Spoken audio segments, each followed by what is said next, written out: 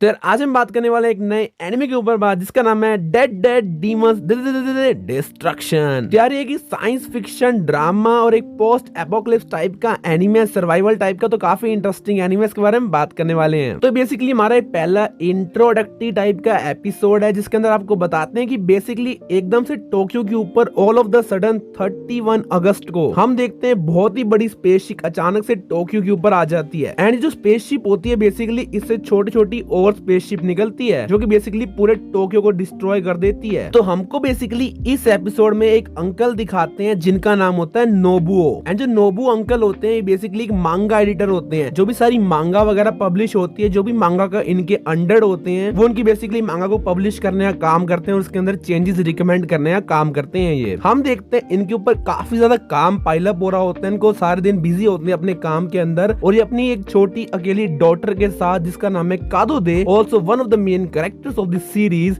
उसके साथ time spend नहीं कर पाते। अंकल को ये भी रिग्रेट होता है कि काश वो अपनी डॉटर के साथ और टाइम स्पेंड कर पाते। पर हम देखते हैं बेसिकली उसी दिन क्या होता है कि एक मीटियोर वाला जो को बताया था स्पेसशिप टोक्यो के ऊपर आ जाता है। और हम देखते हैं बेसिकली इसके बाद हमें एक स्किप दिखाते हैं जो भी पूरे टोक्यो के ऊपर हम देखते हैं बिल्डिंग्स वगैरह गिर जाती है, सब लोग, कुछ लोग मर जाते हैं, कुछ लोग नहीं मरते। पर हम देखते हैं हमारा एरा चालू होता है पोस्ट एपोकलिप्स का। हम देखते हैं हमारे नोबुओ अंकल उठते हैं और 8 साल बीत चुके होते हैं। हम देखते हैं हमारे 8 साल के बाद जो अंकल होते हैं वो फिर भी जिंदा होते हैं, पर वो पिछले 8 साल से अनकॉन्शियस थे। उनको अपनी बॉडी पे खुद का कंट्रोल नहीं था, खुद का होश नहीं था। तो उठते ही उनको 2 लड़कियां मिलती है। एक होती है काली बाल वाली लड़की, एक होती है ब्राउन बाल वाली लड़की। इनके नाम मैं डिस्कस नहीं कर रहा क्योंकि मे बी ये इंपॉर्टेंट कैरेक्टर लगते नहीं मेरे को। ये लड़कियां बताती हैं कि जितने 8 साल तक ये अंकल अनकॉन्शियस थे, इनकी बॉडी एक एलियन ने ले ली थी। हमें पता लगता है कि स्पेसशिप के 4 साल के बाद जो एलियंस वगैरह होते हैं वो धरती के ऊपर आ जाते हैं। एंड जो बेसिकली एलियंस वगैरह होते हैं वो ह्यूमंस की बॉडी को टेक ओवर कर लेते हैं। वो बेसिकली ह्यूमंस की बॉडी को इन्वेड कर देते हैं और वो एज ए इन्वेडर्स बन जाते हैं। मतलब हम देखते हैं एलियंस भी ह्यूमन की बॉडी को टेक ओवर करते हैं। मे बी ह्यूमन अर्थ के ऊपर सर्वाइव करने के लिए वैसा करते हैं। उनका एक्चुअल कोई अलग कोई और प्लान हो तो पता नहीं। और नोबू अंकल के साथ भी ऐसा ही हुआ था। उनको एज ए हाफ इन्वेडर हम बोलते हैं। मतलब उनकी बॉडी एलियन ने कब्जा कर ली थी पर नोबू अंकल ने अनकॉन्शियसली दोबारा उनकी बॉडी को अपने आप दोबारा कब्जा कर लिया। मतलब एक ही बॉडी के अंदर दोनों ह्यूमन और एलियन एक साथ रह रहे होते हैं, कोएग्जिस्ट कर रहे होते हैं। तो एक काफी अच्छा और यूनिक कंसेप्ट लगता है मेरे को शो का। बाकी हम देखते हैं अंकल एकदम से कोई एक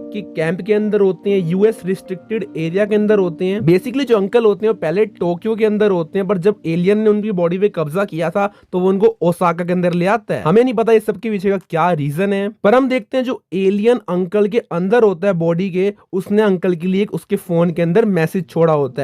सुनने में तो ऐसा लगता है कि एलियन काफी ज्यादा काइंड सा एलियन था और वो सॉरी बोलता है कि उसने अंकल की बॉडी को उससे बिना पूछे लिया। तो मेरे को नहीं पता भाई अंकल कैसे मैसेज भेज रहा है, मतलब एलियंस क्या, मतलब बहुत ज्यादा कंफ्यूजन हमको इस पॉइंट पे शो के अंदर होती है। खैर जैसे ही हमारे अंकल उठते हैं तो वो देखते हैं कि वो इस एरिया के अंदर ज्यादा देर नहीं रह सकते। अंकल जब बाहर निकलते हैं कैंप के, उनको दिखता है कि अलग अलग छोटे मोटे टिमटिमाटी से गोले वगैरह होते हैं। ये बेसिकली ऑर्ब्स वगैरह होती है जो बेसिकली स्पेसशिप से बाहर आई होती हैं। अभी जो ऑर्ब्स वगैरह होती हैं बेसिकली इनको कोई भी अगर छूता है तो बेसिकली ब्लास्ट हो जाती है और बंदे की इंस्टेंट डेथ हो जाती है। जैसे हम देखते हैं जो 2 लड़कियां आपको दिखाई थी, काले बाल वाली और ब्राउन बाल वाली, उसमें से ब्राउन बाल वाली की जो बड़ी बहन होती है वो इसी गोले से छू के मर जाती है। तो काफी डेंजरस चीजें हमारे पूरे वर्ल्ड के अंदर धीरे धीरे फैलने लग रही है। इसके अलावा काफी सारी ऑर्गेनाइजेशन वगैरह भी फॉर्म होने लग जाती है। जैसे उसमें से एक ऑर्गेनाइजेशन हमको बताते हैं जिसका नाम होता है new Japan harmony. Basically organization ये होती है कि जो इनका काम तो ये हम बताते हैं कि बेसिकली ये चाहते हैं कि ह्यूमंस और एलियंस मिलके रहें, कोएग्जिस्ट करें। बाकी इनके ट्रू इंटेंशन हम देखेंगे स्टोरी के अंदर आगे बढ़ते हुए। पर हमारे अंकल सोचते हैं कि इनको बाहर निकलना पड़ेगा और उसको अपनी डॉटर से मिलने की चुल होती है। अंकल बोलता है कि उनकी मे बी डॉटर वो अलाइव हो या ना हो, पर उनको एटलीस्ट मिलने की कोशिश करनी चाहिए। वो 8 साल के बाद उठे हैं, पर उनको पता लगता है कि हर जगह से जो टोक्यो है पूरा ऑलमोस्ट सारा टोक्यो डिस्ट्रॉय हो चुका है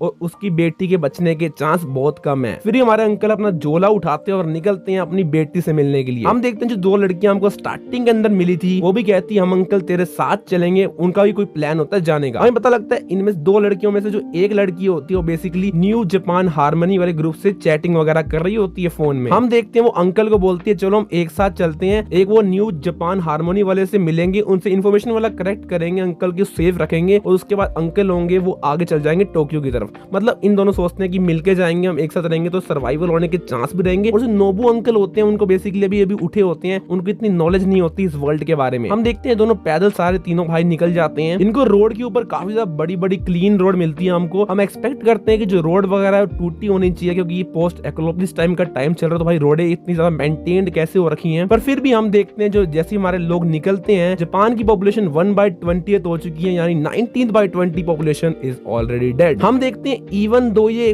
पोस्ट एक्लोपिस एरा है, इसके अंदर काफी ज्यादा साइंस फिक्शन वगैरह चीजें घूम रही होती हैं, रोबोट्स वगैरह सड़क पे घूम रहे होते हैं। मतलब यार ये रोबोट्स इतने खतरनाक होते हैं कि अगर आपको ये रोड पे घूमते हुए देख ले रिस्ट्रिक्टेड कैंप एरिया के बाहर, भाई साहब मशीन गन चला देते हैं आपके ऊपर। ऐसा ही होता है, ये तीनों के ऊपर हमारे एक रोबोट वगैरह आता है, बेसिकली इन पे गोलियों पे गोली चलाने लग जाता है बिना किसी रीजन के। भाई हमें पता लगता है जो एलियंस वगैरह ह्यूमन की बॉडी को टेक ओवर कर रहे हैं, हमें इनको मार देना चाहिए। जस्ट लाइक इन्फेक्टेड पीपल होते हैं ज़ोंबी एपोकैलिप्स के अंदर, उसी तरह से इन्वेडेड होते हैं इस देश के अंदर, इस एरा के अंदर बेसिकली। अभी काफी ज्यादा मैंने आपको इन्फॉर्मेशन दे दी है एक साथ, तो कंफ्यूजन बनना तो ऑब्वियस है। कोई बात नहीं, धीरे धीरे हम स्टोरी के अंदर आगे बढ़ेंगे, चीजें बहुत ही ज्यादा सिंपली क्लियर होंगी। तो आप इसे सब्सक्राइब कर लो और आपको प्लेलिस्ट वगैरह मिल जाएगी इस सब एपिसोड की। अगर सपोर्ट रहा तो हम सारे एपिसोड को डेफिनेटली डिस्कस करेंगे। तो हम देखते हैं बेसिकली एक रेस्ट करते हैं, चोट वगैरह लग जाती है उनमें से एक लड़कियों को, बेसिकली वो रेस्ट करने के लिए कुछ शेल्टर टाइप लेते हैं, घर ले लेते हैं जो डेजर्टेड घर होता है। पर हम देखते हैं हमारे नोबू अंकल को मिलता है वहाँ पे धोखा। हम देखते हैं जो एक काले बाल वाली लड़की होती है, वो बेसिकली जो फोन पे चैट वगैरह कर रही होती है न्यू जापान हार्मनी नाम के ग्रुप से, उसके बंदे उसकी लोकेशन दे देती हैं उसको, और जो बंदे वगैरह होते हैं वो बेसिकली घर के अंदर मार के रेड कर देते हैं। अब जो न्यू जापान हार्मनी ग्रुप वाले होते हैं, बेसिकली इनको रिसर्च वगैरह करनी होती है। जैसे हम देखते हैं जो अंकल होते हैं वो काफी यूनिक केस होते हैं। अंकल की बॉडी के ऊपर दोनों एलियन और ह्यूमन एक साथ एग्जिस्ट कर रहे थे। तो जो काले बाल वाली लड़की होती है वो ये सोचती है जो बेसिकली अगर वो अंकल को, या अंकल जो काफी ज्यादा इंपॉर्टेंट रिसर्च मटेरियल रहेंगे इन ग्रुप वालों के लिए, अगर इनको बेच दे तो वो खुद सेफ रह पाएगी, और खुद जो न्यू जापान हार्मनी वाले हैं वो इनको बचाएंगे अंकल के भरोसे, अंकल के बदले में basically. But you know what,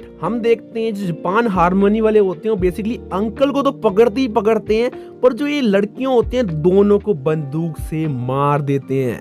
literally भाई हम देखते हैं बिना किसी हेजिटेशन के गोली मारते हैं भाई। That's what you expect from apocalypse anime भाई। मतलब काफी ज्यादा कूल सा सीन होता है। इसको हम देखते हैं जैसे मौका मिलता है हमारे अंकल भाग जाते हैं, पर हम देखते हैं एक नई सी गाड़ी आती है हमारे अंकल को बचाने के लिए।